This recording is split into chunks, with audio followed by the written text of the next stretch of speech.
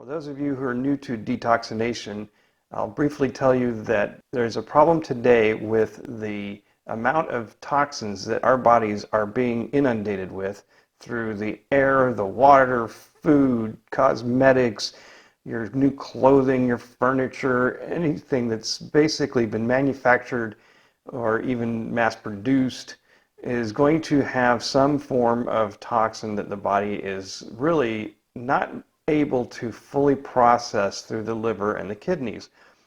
These are fat-soluble or lipophilic toxins, and they tend to be sequestered away in your fat cells if your liver and kidneys are unable to process them into water-soluble toxins. So the detoxination protocol is designed to eliminate these toxins through sweat from sauna. And other toxins will be captured through the GI tract with binders, such as activated charcoal, bentonite clay, or zeolite.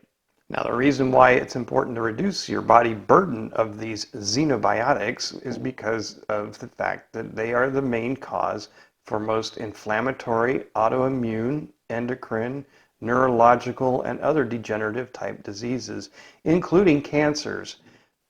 Our detoxination protocol then is able to help reduce the body burden of these toxins, and niacin is a key component. Niacin is a vitamin B3. It comes in 3 different forms: nicotinic acid, which causes a red flushing of the skin accompanied by a prickly or itchy sensation. And then there are 2 other forms that are non-flushing niacin: niacinamide and inositol hexanicotinate. Now, neither one of these can be used on our protocol, and I'll explain why in a little bit. Nicotinic acid is now called niacin because of the confusion with nicotine.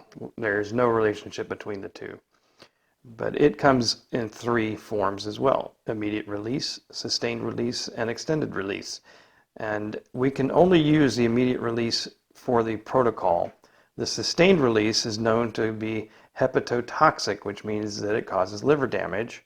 And the extended release does not induce the state that we're going to be discussing here shortly of why niacin is so invaluable for this protocol. Now, the niacin flush does help to get the blood out into the dermis layers by opening up the capillaries, and this helps to transport toxins for elimination via sweat. But niacin plays an even greater role in detoxification because of a state called rebound lipolysis. Now, let me explain lipolysis, or lipolysis as some like to call it. This is the state where your body is burning fat for energy, and it will do this during times of high activity, strenuous activity, sleep, fasting, in between meals. Whenever your body needs energy, it's going to burn fat cells to create ATP, and that's a whole other dialogue. But at the same time these fat cells are producing energy, they're releasing the toxins that have been stored away there.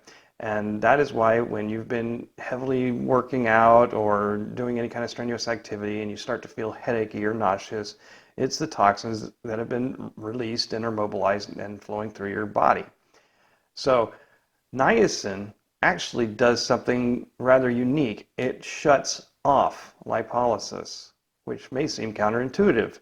However, the body will rebound from this state after niacin wears off in about 2 to 2.5 hours. The body is able to start up lipolysis again, but it overcompensates, and it tends to increase to about 4 times normal levels. And this is measured by the free fatty acids that are part of the breakdown of triglycerides in this energy producing process. So triglycerides break down into free fatty acids and glycerol, and we can measure the free fatty acids and determine that in about 2.5 hours with a 500 milligram dose of niacin, the body rebounds to about 4 times the normal level of free fatty acid release from cells. And this results in about a 200% increase in the amount of toxins that are released from those fat cells. Niacin-induced rebound lipolysis is the magic behind detoxination. And once we have these toxins actually mobilized from fat cells, we have you exercise for 20 to 30 minutes to tolerance. And that helps to get blood flowing and pushing these toxins out through to the dermis layers so that we can then put you into a sauna, ideally a far infrared or full spectrum infrared sauna, as Dr. Dietrich Klinghardt has demonstrated that the far infrared saunas are able to produce about 4.3 times more toxins in sweat than a dry or convection sauna. His lab results also showed that the sweat of people using a conventional sauna was 95 to 97% water, while the sweat of those using an infrared sauna was 80 to 85% water. That was sebaceous sweat coming out, and so it contained cholesterol, fat-soluble toxins, toxic heavy metals, sulfuric acid, sodium, ammonia, and uric acid. For more information on our detoxination protocol, be sure to pick up a copy of our book, Sauna Detoxification Using Niacin, following the recommended protocol of Dr. David E. Root. In here, you're going to find out more about the problem of environmental toxins. You'll find peer-reviewed research papers, case studies, and example scenarios on how to use a sauna at a gym or a spa. And lastly, there's also a 50-page research paper that my father was required to submit to the California Medical Board, and this is in order for him to actually save his license when he was accused of being a charlatan.